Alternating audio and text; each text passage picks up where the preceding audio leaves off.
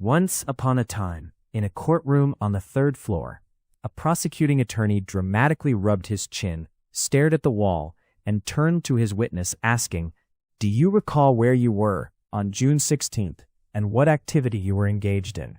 "Yes," Dr. Mandible replied. "I was saving your fat-ass client in the emergency department for the third time that day. Not week, I say, day.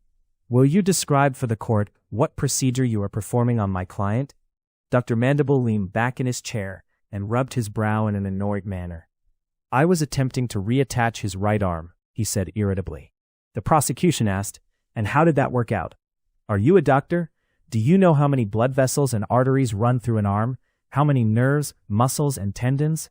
Dr. Mandible replied infuriated. The prosecutor asked the judge, "Can you instruct the witness to answer the questions? I'm not on trial." "Fine, I'll answer your stupid question.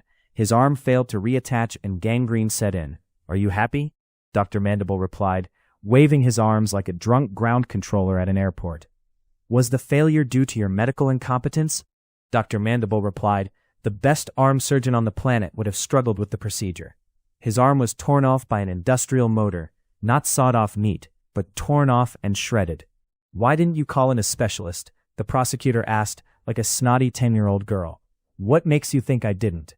Dr. Mandible replied.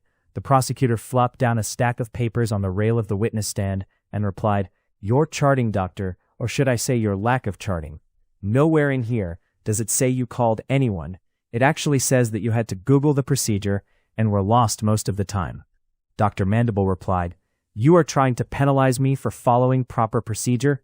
"Yes, I had to consult a YouTube video to assist me, and I would do it again if I needed help. There are probably 3 surgeons in the world who can reattach an arm ripped off in an industrial machine, and none of them were available or in my emergency department." The prosecutor read from his clipboard.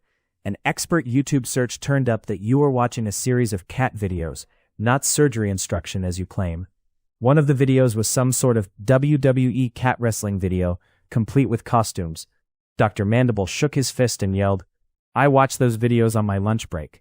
Your so-called expert can't read a time signature. I call mistrial." "You are not allowed to call for a mistrial.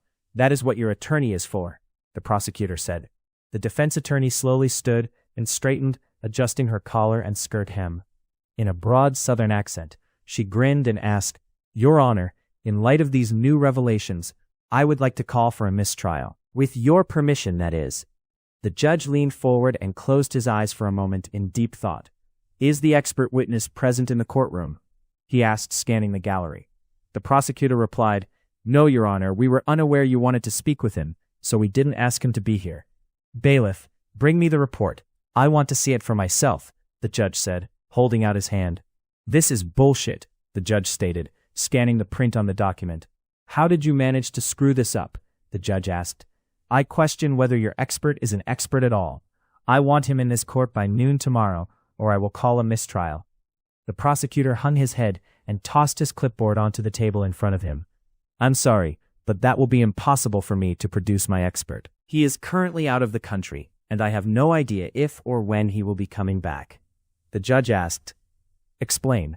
"He fled the country because he was going to be arrested for committing an egregious sex crime, and fled like the coward he is," the prosecutor replied. "Then I have no choice but to call a mistrial," the judge said, slamming his gavel. "Case dismissed."